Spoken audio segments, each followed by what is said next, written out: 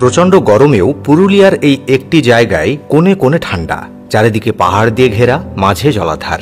কিন্তু এখানে গেলে হাড় কাঁপুনি ঠান্ডা আপনার লাগবে। তাও যখন বাংলার অন্যান্য জায়গায় তাপমাত্রা ৪২ ছুঁই থাকে, তখন পুরুলিয়ার এখানে বরফ পড়লেও অবাক হওয়ার কিছু নেই। কেন বলছি, ভিডিওটা স্কিপ না করে দেখুন, তাহলেই বুঝবেন। পুরুলিয়ার হিমালয় কোথায় আছে জানেন? লালমাটির এই জেলাতে রয়েছে ছোট্ট এক টুকরো নৈনিতাল। পুরুলিয়ার পাডিডান দেখলে আপনিও বলবেন, কুয়াশা যখন চাপ ধরে থাকে দেখতে অপরূপ লাগে। বসন্তেই আবার এই জায়গা পলাশের রঙে রাঙা হয়ে ওঠে, তেমনি গরমে আবার রুক্ষ সখ্যতার রূপ। তবে গরমে মোটেও ঠান্ডা নেই এই জায়গায়। আসলে নৈনিতাল ভেবে ভুল করবেন না, পুরুলিয়ায় যেন এক এক সময় এক এক রূপ দেখা যায়। বাঘমুন্ডি থানার গোরকাপুর পাহাড়ের কোলে পার্টির বলরাম যাওয়ার রাস্তা ধরে এগিয়ে চিরুগোড়া গ্রাম পেরিয়ে পড়বে এই পার্টিটা। গ্রামে নিরীহ মানুষগুলোর সাথে থেকে যেতে ইচ্ছে করবে আপনার। গ্রামটি বেশ ভালোই বড়। যখন আপনি শালপিয়ালের গাছগাছালির রাস্তা ধরে চিরুগোড়া পাহাড়ের মধ্য দিয়ে যাবেন, দেখতে পাবেন আদিবাসীদের বাড়িগুলি। যেমন পরিষ্কার তেমন সুন্দর। প্রত্যেকটি বাড়ির দেয়ালে দেখতে পাবেন অসাধারণ শিল্পের ছোঁয়া। পুরুলিয়ার প্রত্যন্ত দুটি গ্রাম পার্ড ও চিরুগোড়া, এদের যমজ বলা হয়। পার্ড ড্যামের বাঁদিক থেকে একটা পাহাড় জলে নেমে গিয়েছে, উল্টো দিকে সবুজ জঙ্গলে মোড়া। এখান থেকে রাস্তা উঠে গিয়েছে অযোধ্যা পাহাড়ের মাথায়।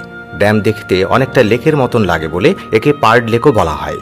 রাস্তার দুই পাশে দাঁড়িয়ে আছে সারি সারি মুকুল, পলাশ ইত্যাদি নানা ধরনের গাছ। প্রকৃতির কোলে দুদিনের ছুটি কাটাতে চলে আসুন এই জায়গায়। আপনি ঘন্টার পর ঘন্টা এখানে দাঁড়িয়ে উপভোগ করতে পারবেন প্রাকৃতিক সৌন্দর্য। চারপাশে দূরের দিকে দেখতে পাবেন সবুজে ঘেরা পাহাড় আর মাঝখানে সুবিস্তৃত জলরাশি। এই ড্যামের পাশে আপনি চাইলে বন্ধু বা পরিবারের সাথে পিকনিক করতে পারেন।